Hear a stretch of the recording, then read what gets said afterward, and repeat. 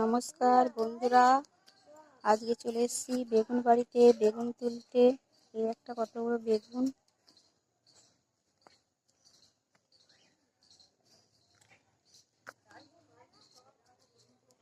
আর ওই পাশে একটা আছে।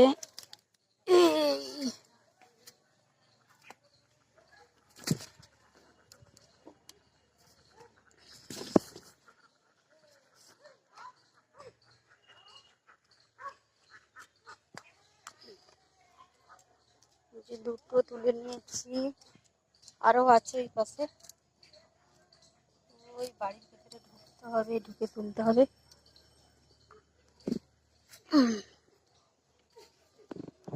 সব জলে ডুবে গেছে।